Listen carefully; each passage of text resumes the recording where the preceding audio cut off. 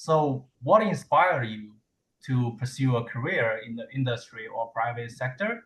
And how did you find or apply for your current position? And we'd like to hear about each of your career journeys and what motivated you to work with GIS. I found GIS, I think, a little bit later in my study. I originally was starting my undergrad in economic mathematics, so I was like really kind of interested in number, and I actually during my exchange, I actually studied in the UK. So hi, this and I found planning there, and something there might be something in between the number world and the visualization part. So that's where I really found GIS, and I started to my master programming in urban planning, and I studied in the US and had a GIS certificate.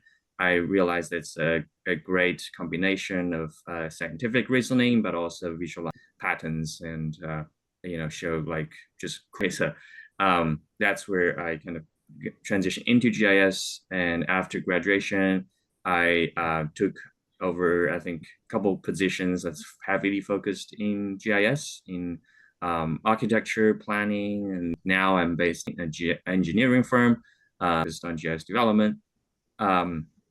So that's kind of a little bit of a journey.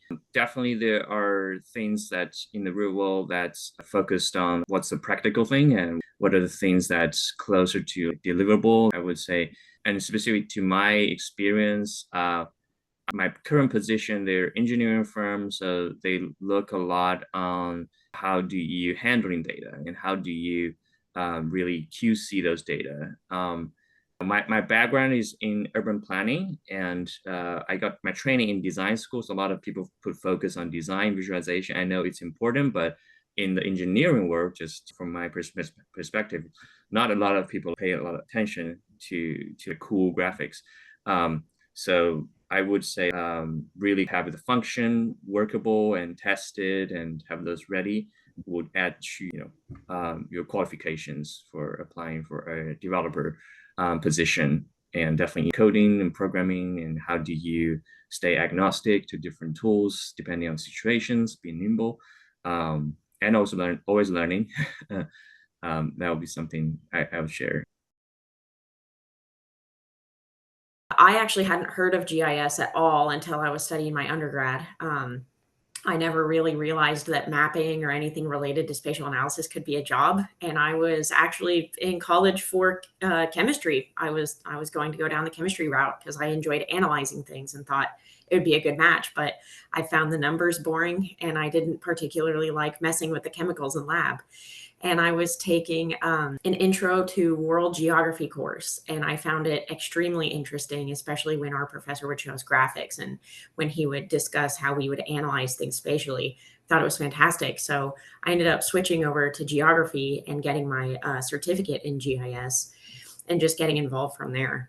And then, of course, once I took my first GIS class and found out how cool GIS is, I really got stuck into it. So that's how I got involved in GIS, and what made me want to pursue a career in it. If you enjoy anything related to where things are, why things are where they are, it's a great thing to get involved in.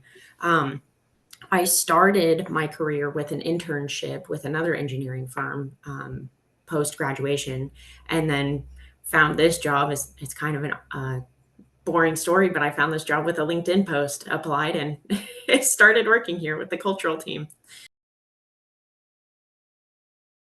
I grew up playing SimCity. I don't know if any of you remember that. Genuinely did not think I'd end up working in something that's similar. I happened to be good at mathematics and in art, and my thinking at the time was, how can I put them two together? And someone with architecture, so I went to study architecture. Halfway through, I was like, this is not what I signed up for. Switched to planning, which was more about communities and bringing people together. You did your arbitrary like GIS course module, which was fun, but I was like, whatever. Graduated, spent the first few years thinking this is, again, not what I signed up for. I thought I'd be helping bringing communities together and creating cities. Instead, I'm filling out application form. And I think I spent a day where I filled out my 8th application form for a parking lot. And I was like, there's got to be more to life than this. So I went back to university to do a second master's in data science because that was the new trendy thing in 2015. And I did a year of that and then graduated from that and went back into planning thinking, surely I can bring this together. And I realized actually you can't, because a lot of the data that's needed for spatial data science is stuck in PDFs and unreadable documents. The planning system in Britain has existed in its official capacity since 1947. And we've got lots of data, but it's stuck in documents that you can't access and do exciting, cool things with. So I joined what's known as a government accelerator, a catapult, Future Cities Catapult, which was all about going and innovating in the market.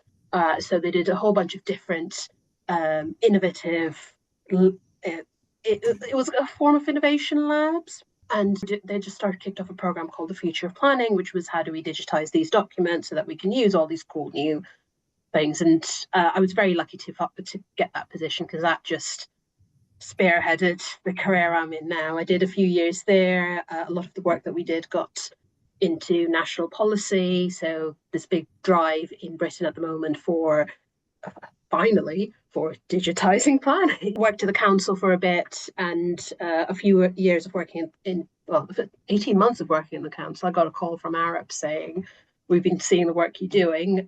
We've got a place for a digital planning lead because we see the potential as well. Do you want to come and join us? And basically now I'm doing it across the entirety of the UK. And it's still not quite SimCity. We might get there one day, but right now I would say my job is to hold people's hands and tell them that it'll all be okay and that robots aren't going to take over, and that Black Mirror episode you saw is still just fiction, so it's okay.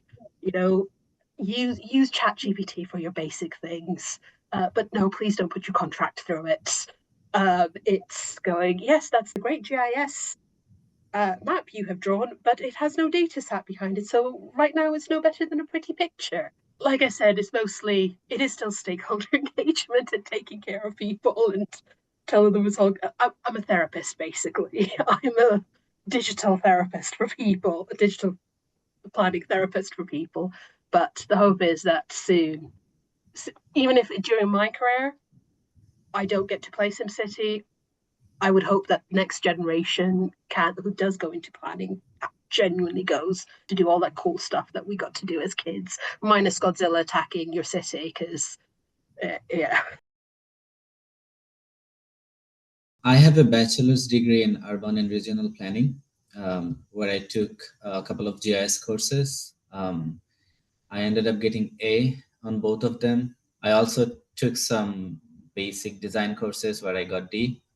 So it was clear what I enjoyed more.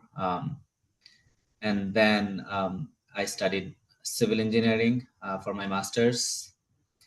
And then I worked as an urban planner, as a transportation engineer, and now as a transportation analyst. And somehow in all my roles, I somehow ended up doing GIS related works, something related to GIS. And I think the reason is when you do something repetitively, you become good at it. There are pros and cons of it. You get more similar sort of works, and the pro is that you become an expert in what you do. And even though my role is not titled, it's not specifically a GIS role, but since a lot of my technical knowledge is related to GIS, the transition kind of happened organically from an engineer, a planner, to a GIS analyst. As for how I found this position, basically I knew a few people who worked in this company. I admired their work. One of them introduced me to the hiring manager. And at that time, in 2022, there were 2 open roles in this company. at this particular location. One was GIS analyst, and the other one was transportation analyst. So they hired me as a transportation analyst, not as a GIS analyst. But somehow I ended up, as of now, I think I'm doing as much as work as the GIS analyst role, if not more.